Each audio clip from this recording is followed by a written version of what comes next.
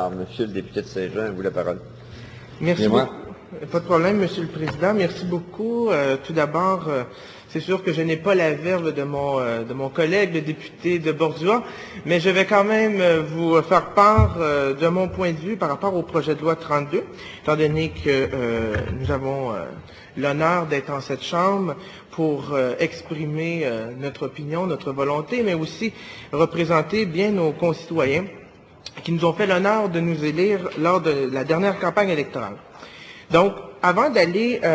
dans le détail du projet de loi 32, j'aimerais peut-être rappeler l'essentiel du projet de loi,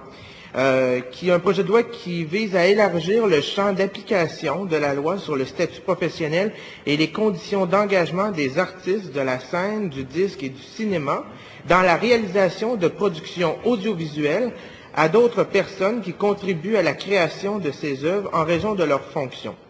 Le projet de loi introduit de nouveaux secteurs de négociation pour ce type de production. Il prévoit des mesures permettant de maintenir et d'adapter les reconnaissances des associations d'artistes déjà en vigueur dans ce secteur.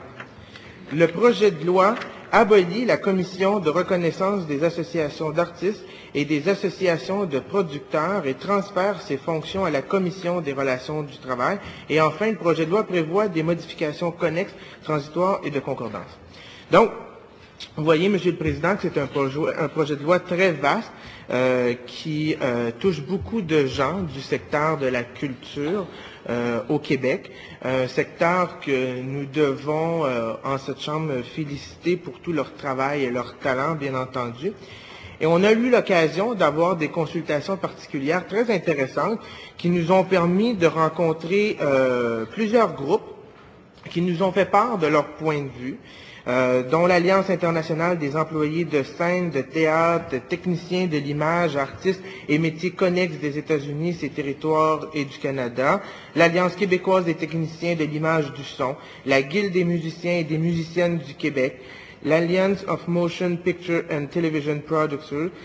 Association des producteurs conjoints, l'Association des professionnels des arts de la scène du Québec, l'Association québécoise de l'industrie du disque, du spectacle et de la vidéo, l'Union des artistes, l'Association des producteurs de films et de télévision du Québec, l'Association des compagnies de théâtre, l'Association des producteurs de théâtre privé, les théâtres associés, Théâtre unis pour l'enfance-jeunesse, Festival et événements Québec, et Rideau, le réseau indépendant des diffuseurs d'événements artistiques unis. Bien entendu, comme je vous l'ai dit, étant donné que c'est un projet de loi très vaste qui touche beaucoup de gens, nous devons prendre le temps de bien analyser ce projet de loi-là pour voir toutes les répercussions qui peuvent être amenées par ce projet de loi pour les gens du Québec. Notre travail de législateur fait en sorte que nous devons étudier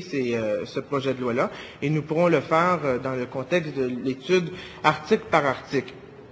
Vous savez, Monsieur le Président, c'est important de donner la chance à des groupes de venir ici à l'Assemblée nationale pour s'exprimer sur les projets de loi qu'on dépose parce que, en bout de ligne, c'est eux qui devront vivre avec les répercussions de ce projet de loi-là. Et donc, nous devons être honorés de voir le grand nombre de groupes qui ont répondu à l'invitation,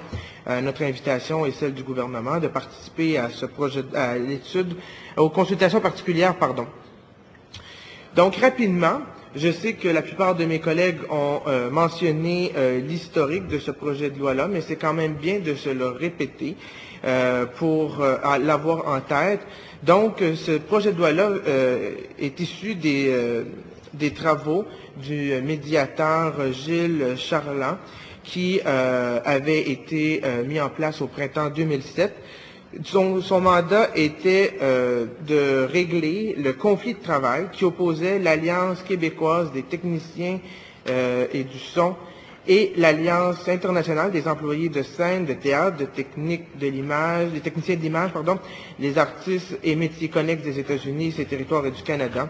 C'était un problème de représentation syndicale des techniciens sur les plateaux de tournage. En 2005, ces deux syndicats-là sont entrés en concurrence pour représenter les techniciens et des productions cinématographiques américaines tournées au Québec. Donc, en gros, le projet de loi reprend les termes de cette entente qui a été signée par ces deux parties. Donc, les principes du projet de loi, comme je l'ai mentionné tantôt, et qui vise à élargir les champs d'application de la loi S32.1, ajoute au projet de loi toutes les productions audiovisuelles, les clips vidéo et publicitaires, et toute la question du disque et des artistes de la scène qui seront aussi également touchés. Donc, bien entendu, c'est un large champ d'application